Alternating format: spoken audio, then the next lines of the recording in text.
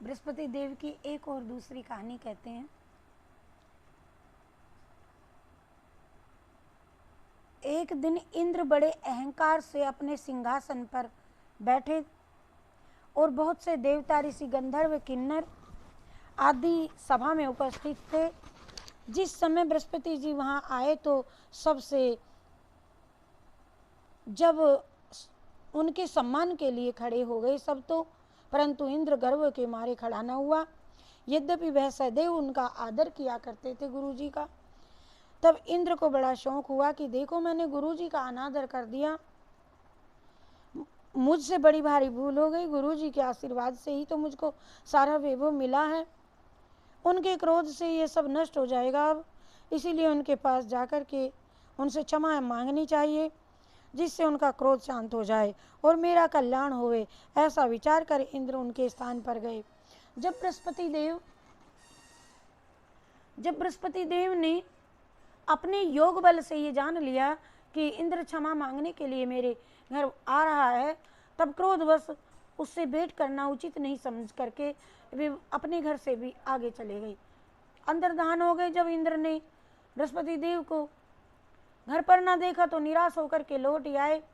तब दैत्यों के राजा ब्रह्मा को ये समाचार विदित हुआ तो उसने अपने गुरु शुक्राचार्य जी की आज्ञा से इंद्रपुरी को आकर के चारों तरफ से घेर लिया। गुरु की कृपा न होने के कारण देवता हारने व मार खाने लगे। तब उन्होंने ब्रह्मा जी को विनय पूर्वक सब वृत्तांत सुनाया और कहा कि महाराज, दैत्यों ने किसी प्रकार से दैत्यों से मुझको बचाइए। तब ब्रह्मा जी कहने लगे कि तुमने बड़ा अपराध किया है, जो गुरुदेव को क्रोधित कर दिया। अब तुम्हारा कल्याण इसी में हो सकता है कि त्वष्टा ब्राह्मण का पुत्र विश्वरूपा बड़ा तपस्वी और ज्ञानी है, उसे अपना पुरोहित बनाओ और वह तुम्हारा कल्याण हो सकता है। ये वचन सुनते ही इंद्र त्वष्टा के पास में गए और बड़े विनीत भाव से त्वष्टा से कहने लगे कि आप हमारे पुरोहित बनने की कृपा करें, जिससे हमारा कल्याण हो। और तब त्वष्टा ने उत्तर दिया कि पुरोहित बनने से तपोबल घट जाता है, परंतु तुम बहुत विनती करते हो, इसलिए मेरा पुत्र विश्वरूपा पुरोहित बन करके तुम्हारी रक्षा करेगा। और विश्वरूपा के 3 मुख थे। एक मुख से वे सोम पल्ली लता का रस निकाल करके पीते थे, दूसरे मुख से वह मदिरा पीते और तीसरे मुख से अन्न आदि भोजन करते थे।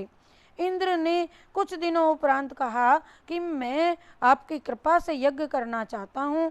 जब विश्वरूपा की आज्ञा अनुसार यज्ञ प्रारंभ हो गया, तब एक दैत्य ने विश्वरूपा से कहा कि तुम्हारी माता दैत्य की कन्या है, इस कारण हमारे कल्याण के निमित्त एक आहुति दैत्यों के नाम पर भी दे दिया करो तो अति उत्तम बात है।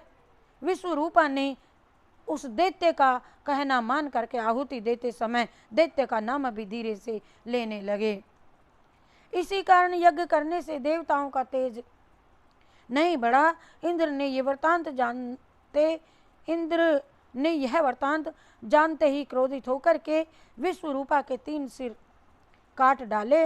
मद्यपान करने से भंवरा, सोमपल्ली पीने से कबूतर और अन्न खाने से मुख से तीतर बन गए। विश्वरूपा के मरते ही इंद्र का स्वरूप ब्रह्म हत्या के प्रभाव से बदल गया और देवताओं के 1 वर्ष तक पश्चात करने पर भी ब्रह्मा जी बृहस्पति जी के सहित वहां आए और उस ब्रह्म हत्या के 4 भाग किए। उनमें से 1 भाग पृथ्वी को दे दिया और इसी कारण कहीं कहीं धरती पर देखो ये ऊंचा नीचा और बीज बोने के लायक भी नहीं होती। और साथ ही ब्रह्मा जी ने यह वरदान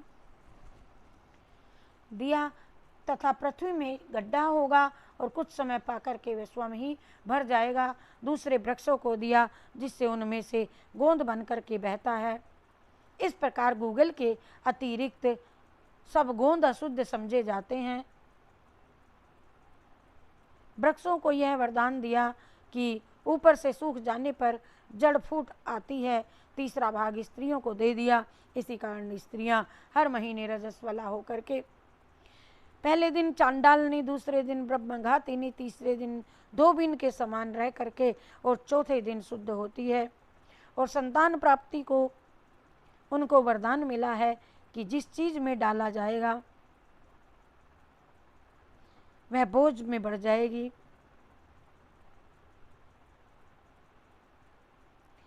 इस प्रकार इंद्र को ब्रह्म हत्या के पाप से मुक्त किया। जो मनुष्य इस कथा को पढ़ता सुनता है उसके सब पाप बृहस्पति देव जी की, महाराज जी की कृपा से नष्ट हो जाते हैं।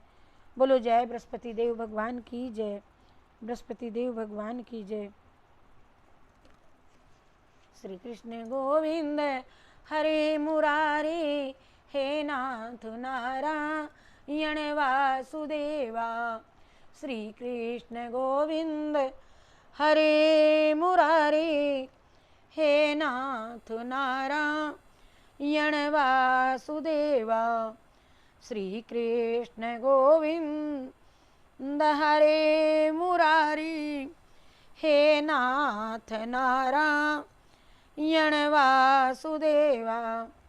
हे नाथ नारायण वासुदेवा, हे नाथ नारायण वासुदेवा।